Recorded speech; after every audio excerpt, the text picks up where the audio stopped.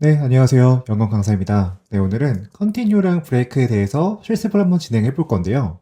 저번 이론 시간에서 설명드렸듯이 이 컨티뉴랑 브레이크는 반복문을 제어하는 키워드인데요. 이 키워드를 어느 사례에서 사용하면 좋을지 그 케이스를 살펴보도록 하겠습니다. 일단 첫 번째 케이스입니다. 짝수만 프린트하시오 라고 하는 요구사항을 한번 충족시켜 볼 건데요. 예를 들어 이 넘버스라고 하는 변수에는 여러 가지 숫자가 있다고 합시다. 제가 문자기로 숫자를 채워볼 건데 32, 13, 17, 20, 41, 30, 11, 20 여기까지 8개의 숫자를 한번 넣어 볼게요. 이렇게 여러 개의 숫자를 갖고 있는 넘버스에서 짝수만 프린트를 해볼 거예요. 그러기 위해서는 이 넘버스를 전부 다 순회해야 되고요. 순회하는 도중에 이 짝수에 해당하는 녀석들만 우리가 출력을 해주면 될 겁니다. 지금 같은 경우에는 이 8개의 데이터 중에 4개만 짝수니까요. 4개만 출력해주면 되겠죠. 그럼 일단 이 짝수를 분별하기 전에 이 녀석을 순회하는 게 먼저니까요. 저희는 포문을 통해서 순회를 해줘보도록 하겠습니다.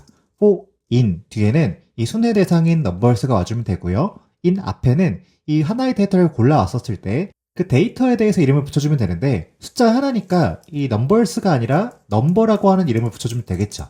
그래서 for number in numbers라고 해주면 순회를 잘 해줄 거고요. 이 상황에서 print number 해주게 되면요. 출력 결과 이렇게 모든 숫자들이 다 출력되는 걸 볼 수가 있죠. 그런데 저희가 원하는 것은 이 데이터를 모두 다 출력하는 것이 아니라 짝수만 출력을 해주고 싶어요. 그렇기 때문에 이 모든 숫자를 다 출력해주는 것이 아니라 특정 숫자, 이 홀수에 대해서는 스킵해주는 작업이 필요한데요. 그때 우리가 continue를 사용해 볼 수 있습니다. 자, 그래서 우리는 이 반복문 속에서 continue를 어디에 넣어주면 될까를 찾으면 되는데요. continue를 만나는 순간 다음 번째로 넘어가기 때문에 이 continue 아래에 어떤 코드가 있던지 간에 이 코드들은 다 스킵이 돼버려요. 그렇기 때문에 우리가 어떤 코드를 스킵해줄지 찾아주면 됩니다. 지금 같은 경우에는 이 출력이라고 하는 작업을 홀수에 대해서 스킵해주고 싶어요.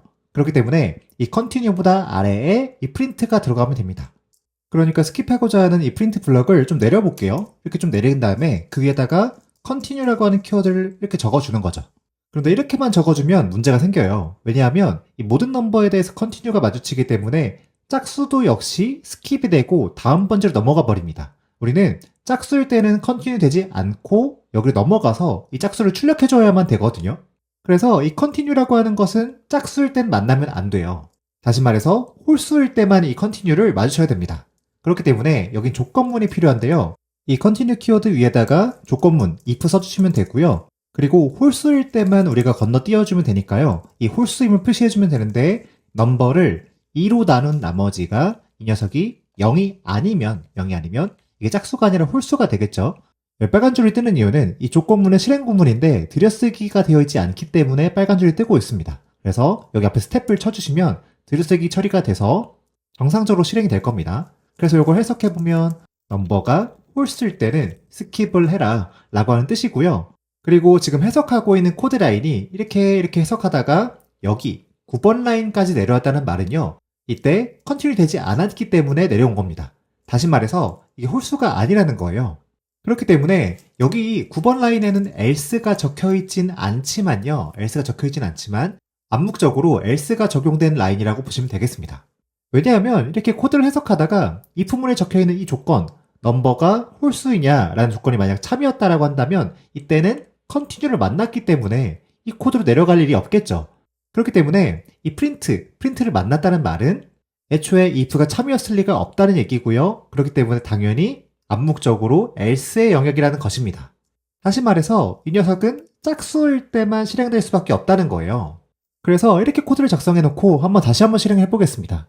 다시 한번 눌러보면요. 이번엔 짝수 4개만 출력되는 것을 확인해 볼 수 있어요. 네, 이번엔 조금 난이도를 높여보겠습니다. 이번에 두 번째 케이스인데요. 홀수의 수와 총합을 구해볼 거예요. 저희가 구하고자 하는 게 두 가지네요. 홀수의 수와 그 홀수의 총합 이렇게 두 가지를 구해볼 건데 여전히 우리는 이 넘버스라고 하는 녀석을 똑같이 가져갈 겁니다. 자, 그러면 우리는 이 넘버스라고 하는 데이터를 순회해줘야 되는데 순회하면서 두 가지 작업을 수행해야 됩니다. 첫 번째로는요. 수를 세워줘야 되고요. 두 번째로는 이 총합을 누적해줘야 됩니다. 그런데 이 두 가지 작업을 특정 수에 대해서는 스킵해주고 싶어요. 그게 뭐냐면 짝수일 때는 스킵하고 홀수일 때만 이 두 가지 작업을 수행해줄 겁니다. 그렇기 때문에 continue라고 하는 키워드가 유의미하게 쓰일 수 있겠죠. 일단 이 넘버스를 순회하기 전에요. 이 홀수의 수와 총합을 저장해줄 이 변수를 세팅해주도록 하겠습니다. 이 홀수를 영어로 하면 add number니까 add count로 하게 되면 홀수의 수라는 의미로 쓸 수 있을 거고요. 초기값은 0이 좋을 겁니다. 우리가 아직 센 홀수가 없으니까요. 그리고 이 홀수의 총합 같은 경우에는 add sum 정도로 해주면 좋을 것 같은데 이 녀석도 역시 초기값은 0입니다. 그리고 나서 이 numbers를 손해해주면 되는데 아까 했던 방식 그대로 손해를 해주면 될 겁니다. 자, 그리고 우리가 쭉쭉 써내려갈 수 있을 것 같은데요. 우리가 짝수일 때는 홀수의 수를 카운팅하는 이 작업과 총합을 누적시키는 작업, 이 두 가지 작업을 스킵해주기로 했어요. 그렇기 때문에 여기서 짝수일 때는 스킵해라 라고 하는 구문이 들어가면 되는데 넘버를 2로 나눈 나머지가 0이면 짝수겠죠? 이때는 스킵을 하기 위해서 continue라고 하는 키워드를 써주시면 된다는 거죠. 그러면 이 continue 아래 있는 코드들에 대해서는 else를 적어주지 않더라도 else의 영역인 셈이고요. 다시 말해 홀수의 영역이 되겠죠. 이 홀수일 때는 두 가지 작업을 수행해주면 되겠습니다. 우린 첫 번째로는 이 add count에서 하나 누적시켜줌으로써 카운팅을 해주면 되고요. 그 다음 add sum에다가 우리가 만난 이 넘버를 누적시켜주면 될 겁니다. 묻고 따지지도 않고 넘버를 누적시킬 수 있는 이유는 이 넘버가 무조건 홀수이기 때문에 그래요. 왜냐면 여기 if 짝수이면 여기 내려오지 않았을 거기 때문에 여기 내려온 숫자는 무조건 홀수일 수밖에 없다라고 하는 거죠. 자, 이렇게 폼을 다 순회하게 되면요. 이 add count는 이 넘버스에 있는 홀수만큼 카운팅이 되었을 거고요. 그리고 add sum에는 홀수만큼 누적이 되어서 누적의 결과가 add sum에 들어가 있을 겁니다. 그래서 이 반복문을 다 돌아주고 나서 이 add count와 add sum을 출력해 보도록 하겠습니다. 이 add count 복사해 오고요. 그리고 add sum도 한번 출력을 해보겠습니다. 출력 결과 이 4와 82가 나오는데요. 4개는 아까 짝수가 4개였으니까 나머지 4개 잘 나온 거 맞고요. 이 82는 13 더하기 17 더하기 41 더하기 11이었을 테니까 요게 30이고요. 71, 82. 네, 82가 잘 나오네요. 그래서 이렇게 2번 케이스도 살펴보았습니다. 네, 3번 케이스는요. 여러분이 종료를 입력할 때까지는 계속 입력을 받는 상황입니다. 말 그대로 계속 입력을 받아야 되니까요. 반복문의 일종일 거고요. 만약에 사용자가 종료를 입력하지 않는다면 무한히 입력을 받아야 될 겁니다. 그렇기 때문에 일종의 무한반복으로 시작해주면 되는데요. 무한반복은 간단합니다. while 그리고 항상 참이면 무한반복문을 돌았어요. 그리고 실행구문 안에는 input을 넣어주게 되면 이거 실행해봤을 때 계속 입력을 받는 상태가 돼요. 안녕하세요. 김영원입니다. 이렇게 계속 입력을 주더라도 계속 입력을 받는 무한반복문이 수행되고 있는 중이겠죠. 자, 그래서 이 while문 같은 경우에는 삥삥삥삥 계속 돌아가면서 입력을 계속 받는 상태일 거예요. 그런데 우리는 특정 상황에 나가게 하는 키워드가 있었습니다. 그것이 무엇이냐면 브레이크였었어요. 그런데 이 브레이크 되는 시점이 입력을 받고 나서 브레이크가 되어야 되거든요. 그렇기 때문에 이 input 아래에다가 브레이크를 명시해주면 되겠습니다. 그런데 이게 지금 문제가 돼요. 왜 문제가 되냐면 이때 여러분이 어떤 입력값을 주시던지 간에 브레이크가 돼버립니다. 그래서 우리가 하고자 했던 이 종료 입력 시까지를 기다리질 않아요. 종료가 입력되지 않더라도 나가버리죠. 그래서 역시나 이 브레이크는 조건문 안에 있어야만 우리가 원하는 조건대까지 기다릴 수가 있게 됩니다. 근데 그 조건이라고 하는 것은 종료 입력 시까지였어요. 종료 입력 시까지. 그렇기 때문에 저희는 이 input 데이터를 특정 변수 a라고 하는 변수에 넣을 수가 있고요. 이 a가 종료일 때만 브레이크 해주면 됩니다. 이거 탭 쳐서 if의 실행 구문이라고 하는 걸 명시해 주셔야 돼요. 자, 이렇게 작성을 해주시게 되면 다시 실행해 봤을 때 여기서 안녕하세요 영원입니다. 이렇게 실행할 때까지는 계속 반복해서 입력을 받는데요. 여기서 마지막에 종료 이렇게 입력을 해주시는 순간 반복문이 종료가 되고요. 그 아래 실행 코드가 없기 때문에 프로그램이 끝나는 모습을 볼 수가 있어요. 상당히 직관적이고 간단한 케이스니까 이 정도만 짚어보도록 하고 다음 케이스로 넘어가도록 하겠습니다. 네, 마지막 케이스는요. 수열이 오름차 순으로 배치되어 있는지 판정하는 케이스입니다. 그게 무슨 말이냐면 넘버스1이랑 이게 지금 오타가 나와 있네요. 넘버스1이 아니라 2. 넘버스1이랑 넘버스2가 이렇게 두 개 있어요. 그런데 하나는 1, 2, 3, 4, 5, 6 이렇게 오름차 순으로 배치가 되어 있는 반면에 이 넘버스2는 1, 2, 3, 5, 4, 6 해서 이게 오름차순으로 배치가 되다가 여기서 오름차순이 깨져버리죠. 그래서 결과적으로 넘버스1은 오름차순이고요. 넘버스2는 그렇지 않다라고 얘기할 수 있을 겁니다. 그걸 판정해보라는 거예요. 자, 이때 우리가 이 수열이 오름차순인지 판정을 하기 위해서는요, 이 숫자를 순회해야 되는 것은 맞는데 이 순회의 방식이 조금 달라집니다. 왜냐하면 이건 두 개의 숫자를 비교해야 돼서 그래요. 이게 무슨 말이냐? 이 오름차순인지를 판정하기 위해서는요, 이 첫 번째 숫자랑 두 번째 숫자를 비교해서 이 두 번째 녀석이 더 커야 하고요. 두 번째랑 세 번째랑 비교해서 세 번째가 커야 하고, 세 번째랑 네 번째랑 비교해서 네 번째가 커야 되고요. 여기도 마찬가지고, 여기도 마찬가지여야 하죠. 그렇기 때문에 총 6개의 숫자에 대해서 오름차순을 평가하기 위해서는 5번의 비교가 들어가야 될 겁니다. 네, 그래서 결과적으로 이 넘버스라고 하는 리스트에서 2개씩 숫자를 묶습니다. 묶어서 이 녀석들을 비교해주면 되는 거고요.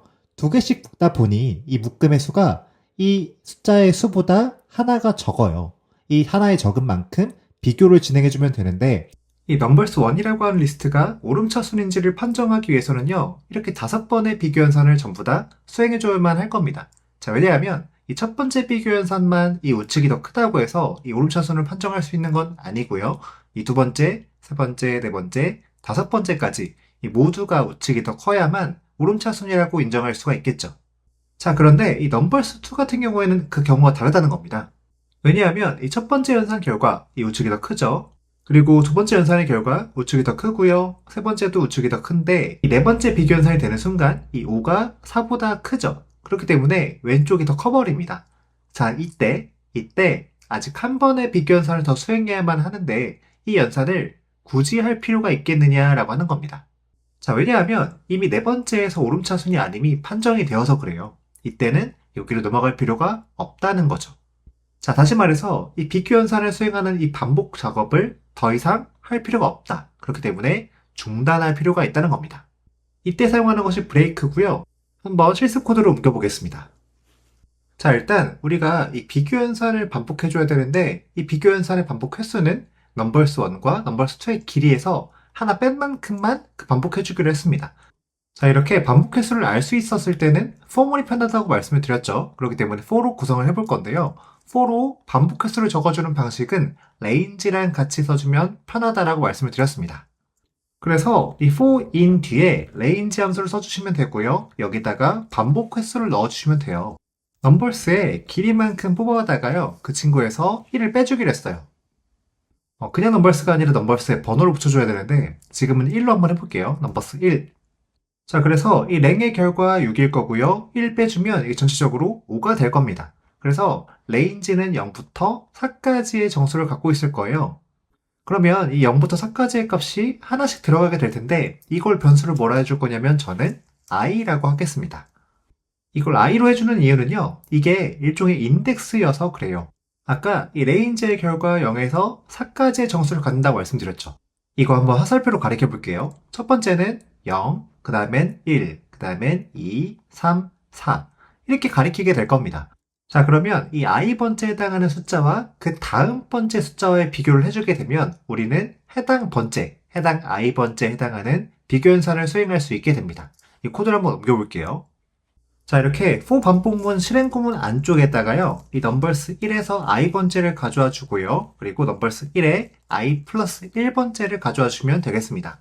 자, 이렇게 두 숫자를 가져온다는 얘기는 특정 i번째에서는 이 i번째 숫자를 가져올 거고요, 그리고 그 다음 칸에 있는 녀석을 가져옴으로써 이 비교 대상을 두 개 가져온 셈이에요. 이 가져온 두 개의 숫자 중에 이 우측이 더 커야만 우리가 오름차순이라고 판정할 수 있을 겁니다. 이 모든 i번째에 대해서 이게 성립을 해야 될 거예요. 자, 그런데 이 넘버스2에서 네 번째 비교 연산의 상황처럼 앞쪽의 숫자가 더 큰 상황에서는요, 더 이상 진행할 필요가 없었어요.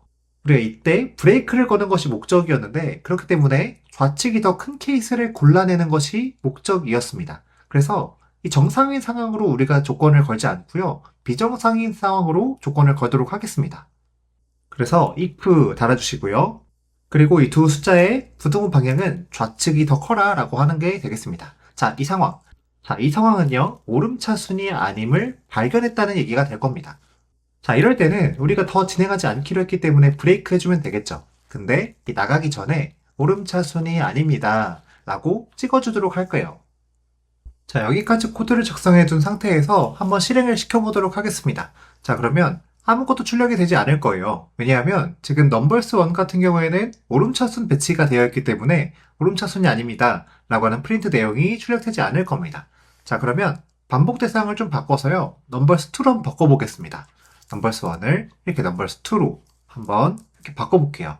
얘도 넘버스2 이렇게 바꾼 다음에 한번 출력을 해보면요, 이 친구는 오름차순이 아닙니다 라고 하면서 브레이크 된다는 걸 확인해 볼 수 있습니다. 이게 어떤 인덱스에서 오름차순이 아닌지를 발견했는지 한번 찍어보고 싶으시면 이 프린트 뒤에 아이도 한번 출력을 해보면 될 거예요. 이렇게 아이도 한번 넣어보면 이 출력 결과 3이 나왔습니다. 3은요, 이게 0, 1, 2, 3. i가 3일 때는요, i 플러스 1은 이 4가 될 거고요. 그래서 5랑 4랑 비교했었을 거예요. 이때는 앞쪽이 더 크기 때문에 이 if에 있는 조건절이 참이 됩니다. 그렇기 때문에 브레이크가 됐겠죠. 자, 여기까지가 오늘 살펴보고 싶었던 컨티뉴랑 브레이크의 사례들입니다. 자, 마지막으로 이론 시간에서 배웠던 내용 중에 팁 하나를 드릴 건데요. 이 반복 구문의 실행 구문 있죠? 반복 구문에서 이 실행 블럭 안쪽에서 마지막 부분에서는 continue가 올 필요가 없더라 라고 하는 내용이었습니다. 이런 실수를 많이 하셔서 그래요. 여기서 강사님 저는요, 이 else일 때는요, 이 우측이 더 컸겠죠? 우측이 더 클 때는요, 다음 번째로 넘어가야 되니까 저는 여기서 굳이 continue를 넣겠습니다. 이러면 이게 굳이 필요하냐는 거예요, 이게. 이게 굳이 필요하겠느냐. 왜냐하면 continue라고 하는 것은 이 아래 어떤 실행 구문이 있더라도 이걸 건너뛰고 다음 번째로 넘어가라고 하는 키워드이거든요. 자, 근데 지금처럼 이 실행 구문 안쪽에서 가장 맨 아래에 있다면 이 친구가 이 건너뛸 코드가 애초에 없겠죠. 애초에 없기 때문에 이 어차피 다음 번째로 넘어갑니다. 이 실행 구문 끝났기 때문에. 그래서 이렇게 코드 실수들을 많이 하시는데요. 이 반복문 실행 구문 안쪽에서 continue는 들어갈 필요가 없더라. 왜냐하면 끝나고 알아서 다음 번째로 넘어갈 거니까 그래요. 이것도 마지막으로 꼭 한번 체크해 보시기 바랍니다. 자, 여기까지가 오늘 컨티뉴 브레이크에 대한 실습 시간이었고요. 다음 강의에서는 이 파이썬 함수, 대망의 함수죠. 이 내용에 대해서 한번 이론 시간 가져보도록 하겠습니다. 이번 강의도 들으시느라 수고 많으셨고요. 다음 강의 때 뵙도록 하겠습니다. 감사합니다.